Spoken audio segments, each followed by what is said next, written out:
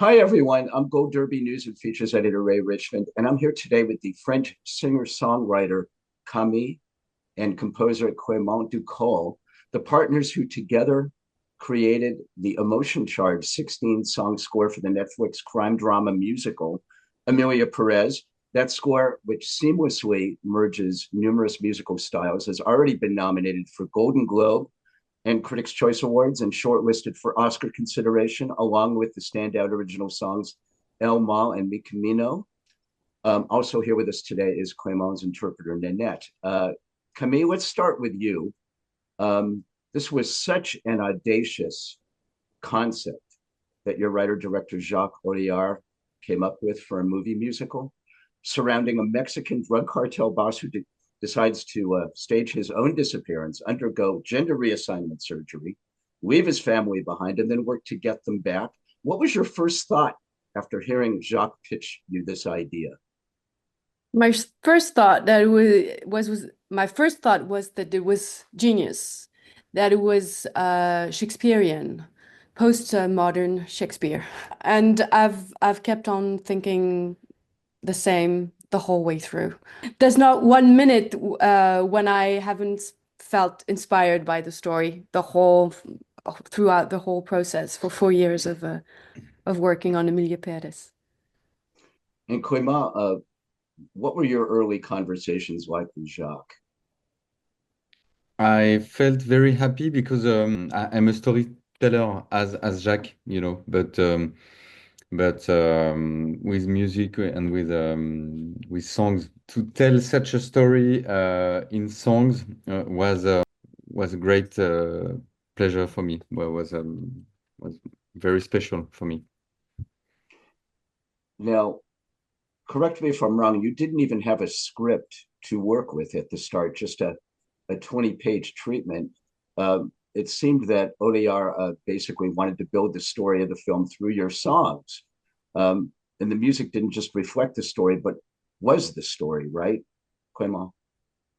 Yes, we didn't have a script. We just work on a treatment, as you said. It gave us a lot of freedom because we were just pointing out the scene that could be used for a song, and we were absolutely free to work on our songs without any structure. We were very free to write the music. Kami, did it ever seem a little bit insane to either of you what Jacques was asking you to do? I mean, were you Uh, ever were you ever fearful you wouldn't be able to give him what he was looking for? no, fear is not a good guide. Uh, when we create, fear has never been uh, there. And Jacques is very audacious, and I would say it's inspiring. It's the same way I work on my songs. Art is about breaking the rules and breaking barriers and making worlds that have never met meet. So we've always uh, asked questions, and Jacques has always asked questions about the story, and he never came with preconceived ideas. It was always going for, and what about that? And what about that? And what if? Uh, Especially in the first stages, when you're writing a story, it's so nice because the mind can go anywhere. It's limitless. Mhm. So it was more of a pleasure to work that way. Really, nobody's looking at you. Nobody's hearing what you're saying. In the end, of course, everybody watches the movie, but when we wrote the story and the songs, we were like, that's what Carla Sofia Gascon says. Yeah, a little bit like kids, really.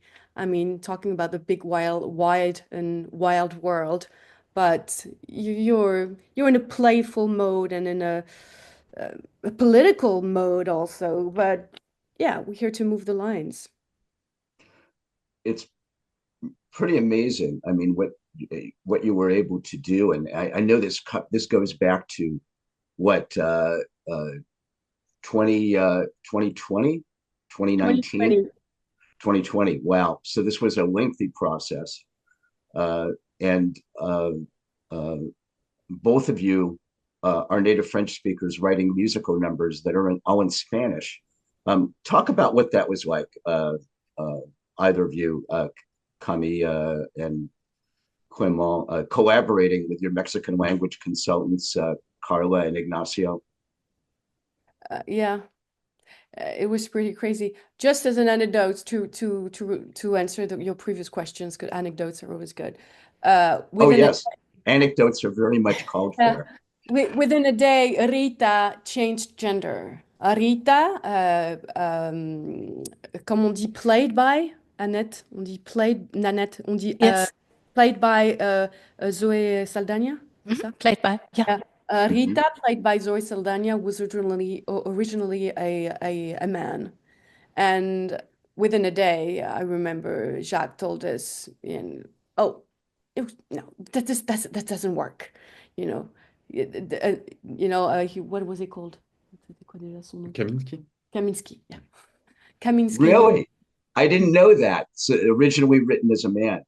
Yeah, Kaminsky, who was from Argentina, right, became Rita, and meeting Zoe made Rita Caribbean from Puerto Rico. So, things change along. So that's one of uh, Wow. and Wow. Oh, and yeah, that would have been a completely different movie. Jessie was originally 17 and she became a little older. Epifania was very, very, very no, Jessie Right. was younger. Epifania was 18 and she ended up being 40. That's something that changed. I don't know if it got crazier or less crazy, but it's just changed. This was a whole scale evolution, everything. I mean, it's Yeah. almost like you were writers as well as composers for this thing. Well, You, we gave feedback and of course writing the songs made Jacques project into the scenes in an early stage. And also we did an audiobook before meeting the actresses and I think the Mexican production. So we recorded the dialogues and all the storytelling with the songs so Jacques could have an overall idea and also the cast. And so mhm. yeah, that was quite thrilling. To answer your question about Spanish, yes, we are not native speakers, though Clément uh, spent his early Yes, but I don't speak Spanish. years in Spain when he was very little.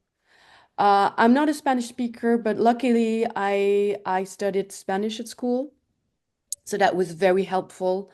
And I am how would I say? Languages are like musical instruments to me. As a singer, every language is a playground, and is also a way to meet a culture very deeply. Because when you uh, sp speak a language, you also speak the landscapes, you speak the people, you speak the flowers, the birds, the sounds.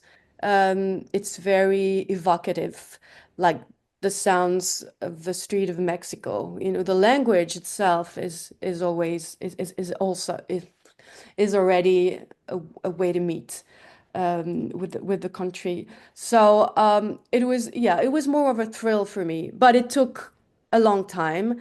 And we had along with us Carla Iviles and Ignacio Chavez, who are both Mexicans and who really helped us uh, making everything correct in terms in a very early stage when demoing, in terms of pronunciation, in terms of cultural accuracy. We had lots of conversations about the language and the culture and everything that's going on in Mexico.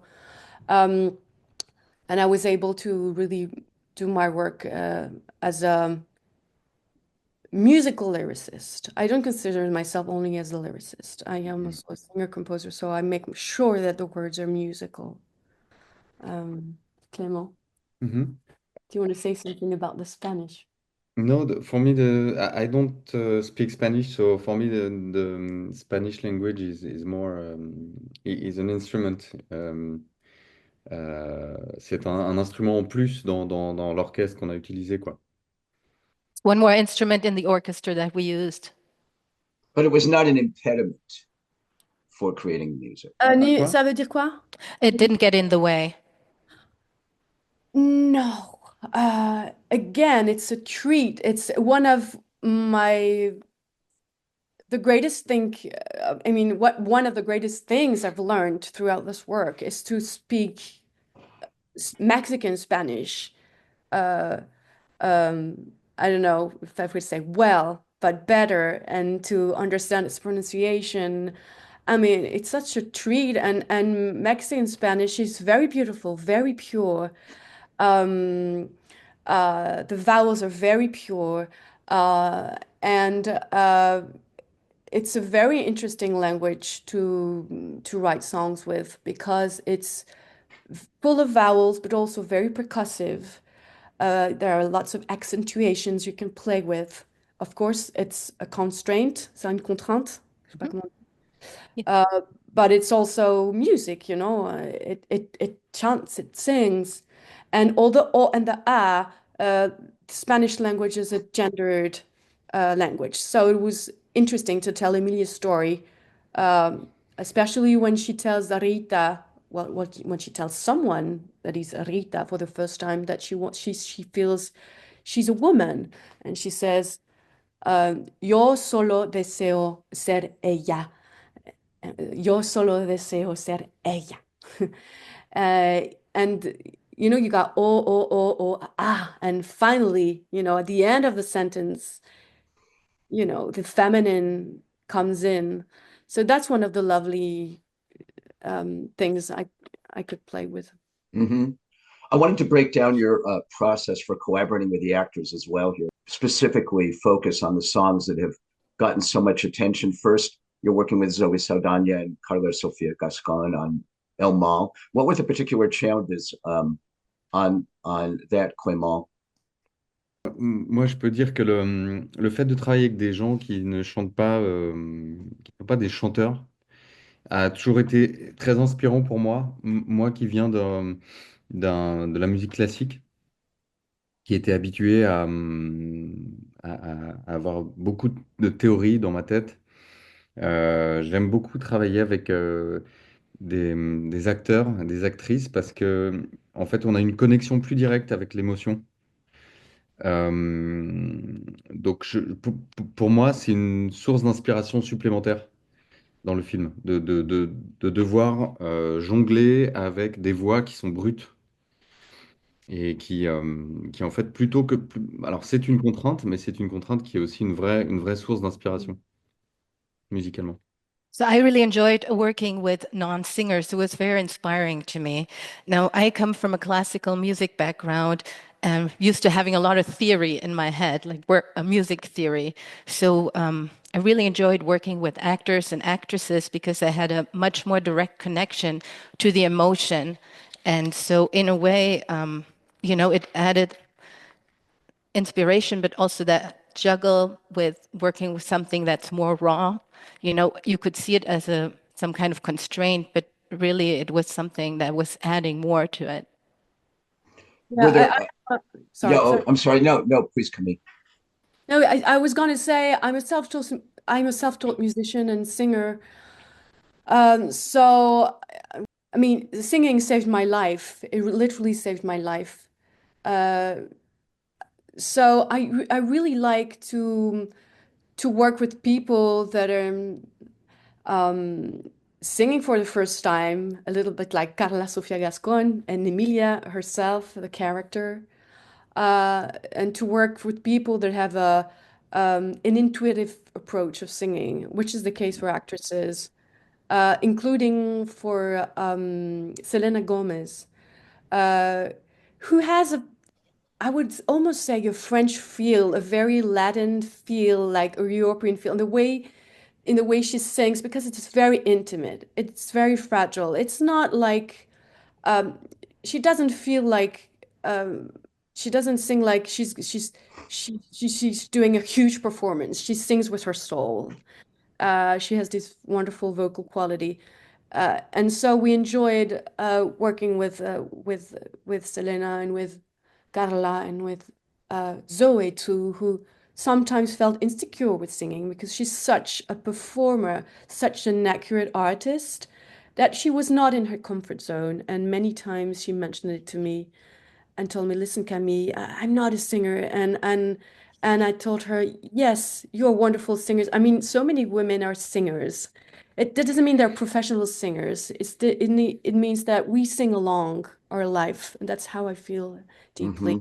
And Adriana Paz, who is Mexican, is a wonderful natural singer, Hmm. and we needed that because it gave a lot of it gave grounding, Mexican grounding to the singing in the movie. Selena is so wonderful in on the Camino song, which I know has gotten a lot of attention and awards attention for you. Really, her character's anthem, kind of techno punk. I mean, that was such a wonderful idea that both of you came up with for her. Thank you. Yeah, we love both her songs. So, in terms of the score, how what kind of how was that process for you in terms of the because it was 16 songs, it was lengthy. I know it was incredibly varied. You had rock, you had pop, you had rap. There was so much there, so many different genres. Yet it was incredibly seamless and smooth. That must have taken a lot of work. Yeah, it took a long time. We started working on the score when the editing started, scene by scene, and then of course we started asking us question about what is the score going to be about, and what was an epiphany for us was working on the opening scene. We tried different things, and we ended up thinking, okay, this needs to be vocal, because vocals allowed us to be very free to bind together the dialogues, the songs, and the score. And and when I say vocal, we mean choirs. The choirs evoking the Greek chorus, uh, the Mexican people, the missing. It allowed us to really use many different styles to go for more folky, you know, like folky style, or a scream at the start with "se compran," and to more sacred music, to classical choirs. That was the direction we took. Maybe tu Mm. peux peut-être dire les It's électroniques. choruses and orchestra too, because it add depth to the music of the film. Because we have pop songs, we have songs, and the orchestra and the choir, the choruses make wider sound for the ensemble. And I love the way that the score is telling the story, but without words too, you know. So we used a lot of a song that spreads out into the film with the harmony of the songs, some ingredients that can tell us the story of the Yeah. drama of Emilia too. And we used a lot of breaths too, and electronic effects on the voice to evoke, our times. I'd also like to just briefly, before we wrap up in a couple minutes, uh, Clément and Camille, discuss your own collaboration because I know you're partners in life as well as music. And this production took because it took what 4.5 years or so. Did it ever feel easy and natural for you, or was it basically chaos from start to finish? Yeah, it was a long, long journey, but for us as a couple, music are part of our couple and part of our family because we have kids now, and they are playing music too, and so they are small artists. But I feel like music infiltrated, on peut dire ça? Infiltrated Oui. our life, you know. So c'est un bain de musique. On vit dans la musique. Et puis, notre force, je pense, dans notre collaboration, c'est peut-être qu'on est vraiment très complémentaires. On n'a pas du tout les mêmes backgrounds, les mêmes héritages musicaux, et on apprend beaucoup l'un de l'autre. On n'a pas les mêmes approches. Euh, et c'est notre première collaboration sur un film ensemble. On a fait beaucoup de collaborations sur des disques, mais pas tant que ça sur des films. C'est le premier film qu'on fait vraiment à deux. On a eu on a fait des choses ensemble sur des films, mais pas à ce point-là d'implication. Et, euh, et là, je trouve que notre champ de compétences s'est encore élargi. Camille est très forte, par exemple, aussi pour lire les scénarios, questionner la psychologie des personnages. Donc, elle a fait vraiment elle a travaillé vraiment sur le scénario, quoi. Et puis, moi, je compose, mais d'une manière différente de Camille. Et puis après, il y a toute la partie plus technique, de l'orchestration, de l'arrangement, de la production, tout ça, que je gère un peu plus. Et Camille fait les paroles, elle a chanté tous les rôles. Voilà, donc disons que ce film a été très dur, a été très long, mais il a un peu mis l'accent sur ce que pouvait être la force de notre collaboration, je trouve. So our bond really is music. We live in music, and we also really complement each other really well. We're coming sort of from a different background. We have different approaches to music. And this was really our first film that we did together. We've collaborated a lot before together in music, of course. We've done things for films together as well before, but not like this, not such a focused effort on one film. And I really felt it was something that allowed us to bring to the table what we each have to offer and put it together. Like, for example, Camille was very much, into the script and into the development of the characters. And she came at it from that angle, whereas I was, more composing, as she did too, but we're doing it in a different way and of sorts. And then, of course, I came in more when it came to the technical things, like the arrangement, the orchestration, the production. That was sort of more my part of it. Camille did the lyrics. She sang all the different roles, all the different vocals. So the film was hard. It was long. It's a long process, but it really was something where we both could bring together what we had in terms of music and in terms of music making.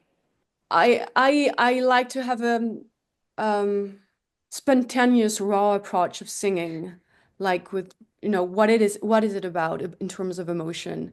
And I think Jacques has the same, and Clément was completely in tune with that too. And actually, Selena says she's hit the highest note of her career in Bienvenida, I think. Bienvenida, the end of the song.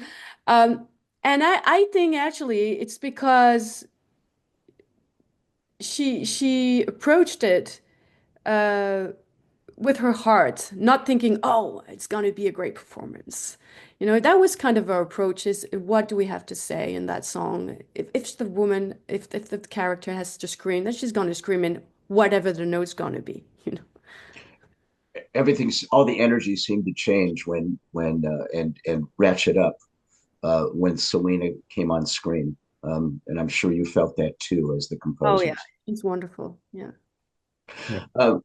Thank you for all of your input here and both of your candor on this. We're going to leave things there. The daring Emilia Pérez is available to watch over Netflix. Camille and Clément Ducol and Nanette. Best of luck to you this award season. And thanks so much for joining us today at Gold Derby.